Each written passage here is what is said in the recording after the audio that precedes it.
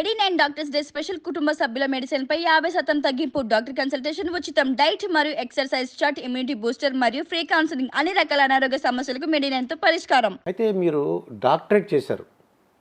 అసలు ఈ మార్గంలోకి ఎలా వచ్చారు మీరు? అంటే మనం ఆధ్యాత్మికత అనేటువంటిది పూర్తిగా అంటే ప్రతి ఒక్కరికి చేరుకోవాలి అనేటువంటిది మన సంకల్పం అండి. జ్యోతిష్యంలో మనం చెప్పేటువంటి జాతకరీత్యా ఉండేటువంటి గోచార ఫలాలు ఇవన్నీ కూడా పూర్తిగా గిరిజన ప్రాంతమే ఉండేటువంటిది.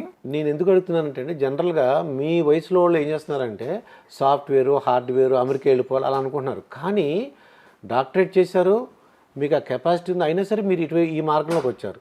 అవునండి. అసలు ఎలా ఫస్ట్ ఎక్కడ జీవితం స్టార్ట్ చేశారు, నెక్స్ట్ ఇది ఎందుకు వచ్చారు చెబుతారు. కానీ మాది పూర్తిగా అనంతపురం జిల్లా అండి. అనంతపురం జిల్లాలో మేము పుట్టింది చదువుకున్నది కూడా అంత అక్కడే. తర్వాత నాకు 15 సంవత్సరంలో నేను అహోబిల మఠంలో ఉద్యోగం ప్రారంభం చేశాను చదువుకుంటూనే. నా భద్రాచలం వచ్చిన తర్వాత అంటే భద్రాచలానికి 2009 సంవత్సరంలో నేను భద్రాచలానికి రావడం జరిగింది. అంటే ఎందువల్ల వచ్చారు? భద్రాచలం ముందు అహోబిలంలో ఉన్నారు. అహోబిల మఠం భద్రాచలంలో కట్టారండి. అక్కడ పూర్తిగా అంటే గిరిజన ప్రాంతం, ఎవరు అక్కడ అర్చకుడిగా వెళ్ళడానికి ఇష్టపడకపోతే పీఠాధిపతుల ఆజ్ఞ మేరకు నేను అక్కడికి వెళ్ళాను. అంటే రాముడు అంటే ఉండేటువంటి అమితమైనటువంటి ప్రేమ పైన అక్కడ భద్రాచలానికి వెళ్ళడం జరిగింది. అక్కడ ఉండేటువంటి రీత్యా అక్కడ ఆ క్షేత్రాన్ని అభివృద్ధి చేసుకుంటూనే ఈ జ్యోతిష్యానికి సంబంధించినటువంటి విషయంలో పూర్తిగా డాక్టరేట్ సంపాదించడం జరిగిందండి. అయితే ఇప్పుడు నేనేం అడుగుతున్నాను, ఈ చాగంటి కోటేశ్వర గారును అలాగే గరికపాటి నరసింహరావు గారు వాళ్ళది ఒక మార్గం అండి. అసలు వాళ్ళ గురించి మీరు విన్నారు ఎప్పుడైనా? అయ్యో బ్రహ్మాండంగా. చాగంటి కోటేశ్వరరావు గారు కానీ గరికపాటి గారు కానీ సంబంధించినటువంటి ఉపన్యాసాలు ఎలా ఉంటాయంటే వారేమో ఎలా ఉండాలి, ఏం చేయాలి, ఇవన్నీ ఉండేటువంటి ధార్మికత అనేటువంటిది చాగంటి గారు పూర్తిగా చెప్తుంటారు. గరికపాటి దగ్గరికి వచ్చేటప్పటికి ఏమవుతుందంటే పూర్తిగా అంటే మూఢభక్తి ఉండకూడదు. అంటే ప్రస్తుతం ఉన్నటువంటి సమాజంలో ఈ మూఢభక్తి ఉండేటువంటి ప్రభావం ఎలా ఉంటుంది, వాటిని నివృత్తి చేసుకుంటూనే మనం ఎలా ఉండాలి, మన జీవన విధానం ఎలా ఉండాలి అని చెప్పేటువంటి విధానం గరికపాటి గారిది ఉంటుందండి.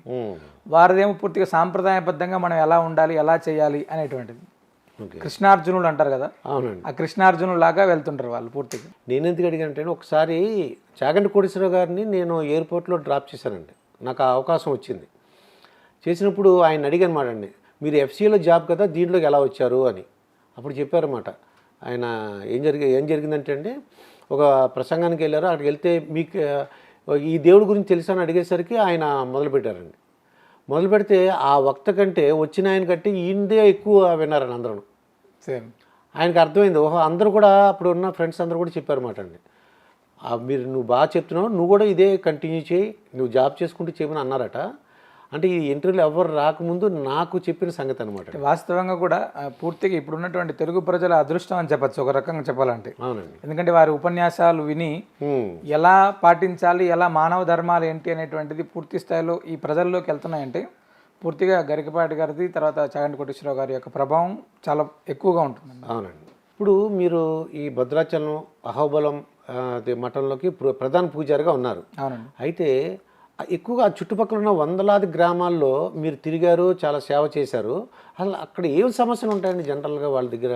అంటే గిరిజన ప్రాంతం అనేటువంటిది అంటే పూర్తిగా అంటే నేను ఎందుకు అడుగుతున్నానంటే, ఇప్పుడు సిటీ ఉందనుకోండి, ట్రాఫిక్ ఉంటుంది, పొల్యూషన్ ఉంటుంది, దోమలు ఉంటాయి, ఇలాగ రకరకాల సమస్యలు అండి. అక్కడ ఏంటి అసలు సమస్యలు, గిరిజన సమస్యలు ఎక్కువగా ఏముంటాయి ఆ బాధలు ప్రజలు? గిరిజన ప్రాంతంలో పూర్తిగా మత మార్పిడి ప్రభావాలు ఉండడం ఒకటి ఫస్ట్. రెండో విషయం ఏంటంటే అభివృద్ధికి కొంచెం దూరంగా ఉంటారండి. అంటే విద్య కావచ్చు, వైద్యం కావచ్చు, ఇలాంటి విషయాల్లో పూర్తిగా వాళ్ళకి ఇబ్బందికరమైనటువంటి పరిస్థితులు ఖచ్చితంగా ఉంటాయి. ఇప్పటికి కూడా ఇంకా కొన్ని ప్రాంతాల్లో ఆ పరిస్థితులు ఉన్నాయండి. అంటే ఆ ప్రాంతంలో ఏమవుతుందంటే వాళ్ళకు సంబంధించినటువంటి అంటే ఎడ్యుకేట్ చేస్తూ కొంచెం ఈ మత మార్పిడి వ్యవహారం అనేటువంటిది లేకుండా సనాతన ధర్మాన్ని మనం ప్రచారం చేస్తూనే వారికి అవసరమైనటువంటి వాళ్ళ జీవన విధానానికి మనం ఏం చేయాలి అనేటువంటి దాంట్లోనే మనం చేస్తూ వెళ్తున్నామండి. అంటే అక్కడక్కడ చిన్న చిన్న గిరిజన ప్రాంతాల్లో మనం చిన్న చిన్న ఆలయాలని అంటే భజన మందిరాలను ఏర్పాటు చేస్తూ అక్కడ భజన బృందాలని ఈ విధంగా ధర్మ ప్రచారం అనేటువంటిది మనం చేస్తున్నామండి. ఇప్పుడు అయితే అక్కడక్కడ చిన్న చిన్న ఆలయాలు పెట్టినప్పుడు పూజారులు దొరకడం కష్టమైపోతుంది. అవునండి. మరి ఎలా దానికి మేము ఏం చేస్తున్నామంటే అండి, గిరిజన ప్రాంతంలో కావచ్చు ఈ ప్రాంతాల్లో వారికే మంత్రాలు నేర్పిస్తూ వారికి మంత్రాలు నేర్పిస్తూ ఈ హరిజన గిరిజన ప్రాంతాల్లో ఏవైతే ఉంటాయో అవన్నీ కూడా వాళ్ళని అర్చకులుగా తయారు చేస్తూ వాళ్ళే నిత్యం పూజ చేసుకునేటువంటి విధంగా మనం ఏర్పాటు చేస్తున్నామండి. అంటే ఒక వర్గం వారే జనరల్గా ఏంటంటే గుళ్ళో ఒక వర్గం వాళ్ళే ఉండాలని కోరుకుంటారు. అంటే వాస్తవంగా ఏమవుతుందంటే అండి పూర్తిగా బ్రాహ్మణులే ఉండి చేస్తున్నారు అనేటువంటిది ఏమి ఉండదండి. చాలా ప్రాంతాల్లో చాలా ఆలయాలు వివిధ రకాలైనటువంటి సామాజిక వర్గాల్లో ఉండేటువంటి అర్చకులు కూడా పనిచేస్తున్నారు. పద్మశాలీలని, తర్వాత ఇలా చాలా రకాల వీరశైవులు, ఇలా చాలా మంది పనిచేస్తున్నారు. ఆ ఇబ్బంది ఏమి ఉండదండి దానివల్ల. అసలు ఎందువల్ల తగ్గిపోయారంటారు?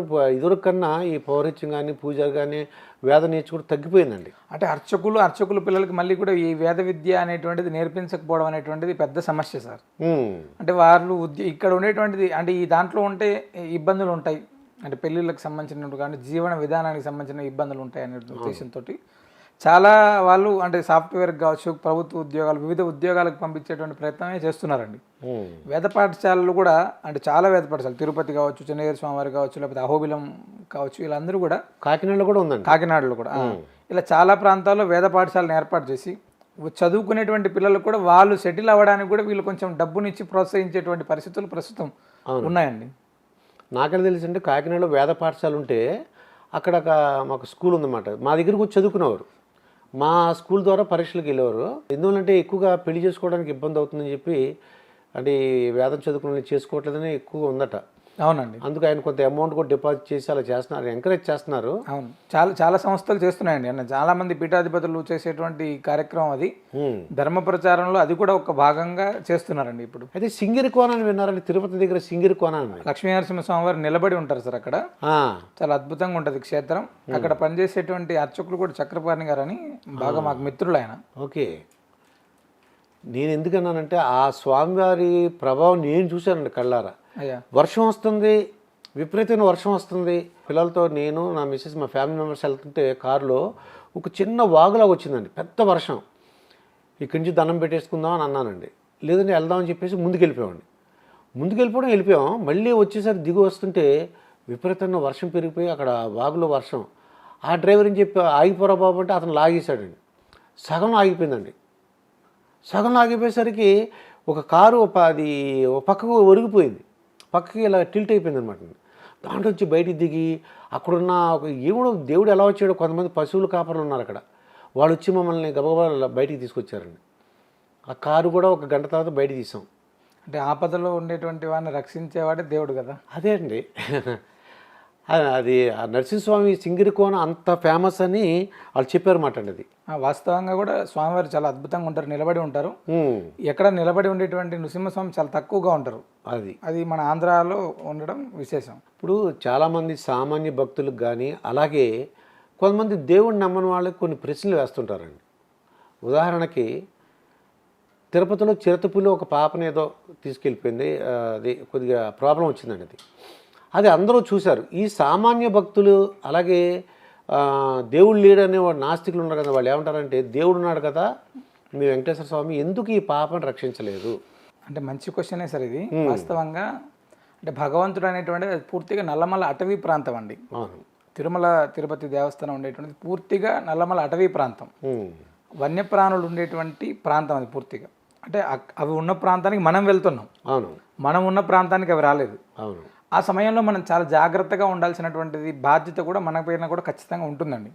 అంటే గాల్లో దీపం పెట్టి మనం భగవంతుని ప్రార్థన చేస్తే భగవంతుడు వచ్చి దాని చేతులు అడ్డం పెట్టడం ఉండదు కదా. అలాగే మనం ఉండేటువంటి దాంట్లో పూర్తి స్థాయిలో మన ప్రారంభ కమ్మల ప్రభావం కావచ్చు, ఏదైనా కావచ్చు, మనం ఉండాల్సినటువంటి జాగ్రత్త ఇవన్నీ కూడా ఉండాలి. అదేవిధంగా తిరుమల తిరుపతి దేవస్థానం వారు కూడా అంటే వెళ్ళేటువంటి భక్తులకు సౌకర్యాలు అనేటువంటి ఇంకొంచెం మంచి జాగ్రత్త చేసుకుంటే ఆ ఇబ్బంది రాకపోవచ్చు. అదే అంటే వీళ్ళు ఏంటంటే దేవుడు ఎందుకు రక్షించలేదు అంటుంటారు. అంటే ఇదే 10 రోజుల క్రితం ఒక చిరుతపులి ఒక పాపను ఎత్తుకొని పోతే భగవంతుడు కాపాడాడు అని దండం పెట్టాం కదా. అవును. అంటే అక్కడ రెండోసారి ఏమైందంటే ఆ చిరుతపులుల యొక్క ప్రభావం పెరుగుతుంది అని తెలుస్తున్నప్పుడు జాగ్రత్తగా ఉండాల్సినటువంటి బాధ్యత కూడా మన పైన ఉంటుంది. ఒకటి ఫస్ట్ భగవంతుడు అనేటువంటి వాడు రక్షించడానికే ఖచ్చితంగా ఉన్నాడు.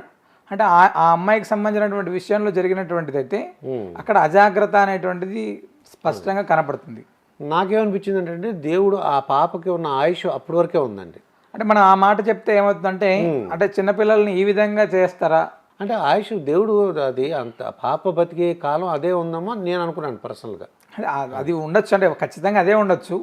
కానీ మనం అదే మాట చెప్పామనుకోండి అంటే ఎంతోమందికి ఇంకా అంటే ఆయుష్ అంత చిన్నపిల్లలకి తీసేయాలా భగవంతుడు, అక్కడికి వచ్చాక అలా తీసేయాలా అని అంటుంటాం. చాలామంది తిరుమలకు లేకపోతే ఏదైనా క్షేత్రానికి వెళ్ళి వచ్చేటప్పుడు అంటే కారు ప్రమాదం ఇలా జరుగుతుంటాయి.